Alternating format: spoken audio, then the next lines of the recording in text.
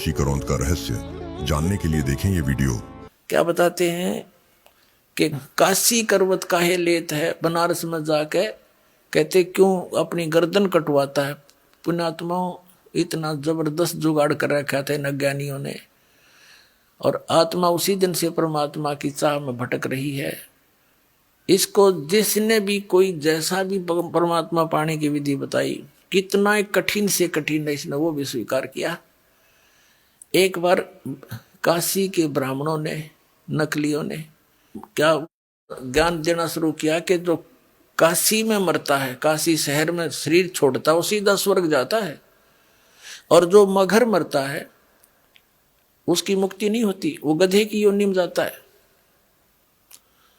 परमात्मा कहा करते भाई सत भक्ति करो, चाहे काशी में मरो और चाहे मगर में मरो, कहीं पर भी शरीर छोड़ोगे तुम उसी स्थान पर जाओगे जो सत साधना तुम कर रहे हो। ये भूल है तुम्हारी, पर वो नहीं मानना करते, विरोध किया। तो ये बातें ज्ञान सुनकर सभी बूढ़े बुजुर्गों ने कहा अपने बच्चों से कि बच्चों, बेटा, विशेषकर ये बढ़िया लोग इन ब्राह्मणों से ज्यादा प्रभावित रहे हैं। तो उन्होंने कहना सुना उनके बुजुर्गों ने कि बच्चों, हमने मरना तो है बेटा, और कहते हैं गुरुजी बता रहे हैं काशी में मृत्यु हो जाए तो स्वर्ग मिल जाएगा, हमारा उद्धार हो जाएगा। तो बच्चे भी सोचते हैं माता पिता का उद्धार होना चाहिए, तो वहाँ अपना कमरा लेकर बच्चों माता पिता के लिए वहाँ कोई नौकर नाकर छोड़ने लगे कि यहाँ विचार भी सुनते रहिए गुरुजियों के, और अंतिम समय है, आप यही प्राण त्याग दियो। तो उन पंडितों ने सोचा कि भी यदि हम इनको अपने घर रख लें, प्रत्येक यजमान को एक एक गुरु 10-10, 5-5 हो जाएंगे, नाम रख लेंगे, तो सारा कुछ खर्चा भी हमें मिलेगा, वो पैसे भी मिलेंगे, किराया कुराया भी हमें मिल जाएगा। इस उद्देश्य से उन्होंने अपने क्षेत्र के सभी बुजुर्गों को अपने ही घर पर रखने का आदेश दे दिया कि हम रख लेंगे, यहाँ रह जाए, खाना खा लेंगे, हम भी खाएंगे, ये भी खा लेंगे। उनको पता था कि श्रद्धालु पैसे देंगे ही देंगे, तो उन्होंने अपने पिताजी के खर्चे के भी पैसे गुरुजी को देने शुरू कर दिए। इस लालच में उनने वो आफत मोल ले ली। बूढ़ा और बुढ़िया थे दो ना घर में, तो पूरा परिवार उससे की देख रेख में लगा रहा कर, जब बीमार शिमार हो जाए तो बुढ़ापे में जब बीमारी आप पे आ जाया करे बिना बुलाई, तो एक का दो बुढ़ा मुश्किल हो जाए संभालना, और उन्होंने तो 10-10 पाड़ लिए लालच में।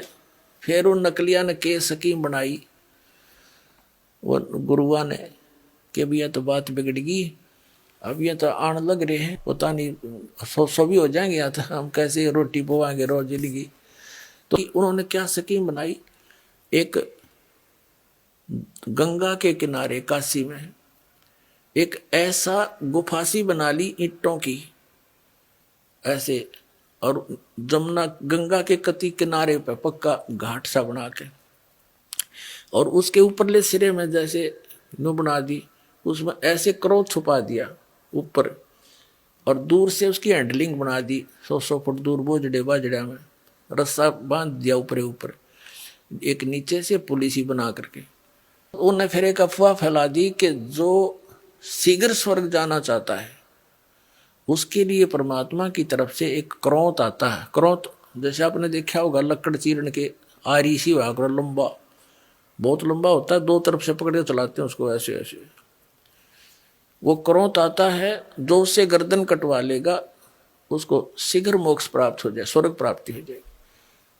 अब बूढ़े क्योंकि ज्ञान सुन सुन कर भगवान की आत्मा जाग तो जाती ही है कि मृत्यु तो होनी है, और फिर उनसे पूछा करते क्या पंडित जी, गुरु जी, कोई दर्द होता है क्या? नहीं नहीं, भगवान के क्रोध में दर्द कैसा, पता भी नहीं लगता है। तो उन्होंने सोची रही सीधा बात है, कोई ना भगवान का क्रोध है। तो अब क्या किया, उसकी फीस रख दी भाई 50 रुपए का हमने पुण्यदान करना पड़ेगा, यानी 10 रुपए का पुण्यदान करना पड़ेगा जब वो क्रोध आवेगा। तो सबकी 10-10 रुपए फिक्स रखती। हकीम कहती टकट कट जाएगी, थारा पीछा छूटेगा और पैसे भी मिल जाएंगे। इस उद्देश्य से उन्होंने क्रोध का वो हत्था जोड़ दिया, मानस काटने का, मनुष्य काटने का कसाई वाड़ा शुरू कर दिया, और श्रद्धालुओं ने वो भी स्वीकार कर लिया। कति इतनी जबरदस्त श्रद्धा बन गई। अब जिसका दर्द हो है उसका आसपास तक को रहने नहीं दे, वो दर्द होने का समय नहीं मिले, एकदम कड़क दे कर दे, जो कर कसाई बकरे का अटैक है वो बताते रहे आके मेरा दर्द होया कि ना होया। तो कहने का भाव ये है कि हमने वो भी स्वीकार कर लिया। तो यहां कहते हैं कि काशी करवत काहे ले ही, बिना भजन नहीं ढंग रे। कोट ग्रंथ का यही अर्थ है, करो साध सत्संग रे। करोड़ ग्रंथों का एक अर्थ है कि बस जैसे साध सत्संग करो, संत का संग करो, सत्संग सुनो। जैसे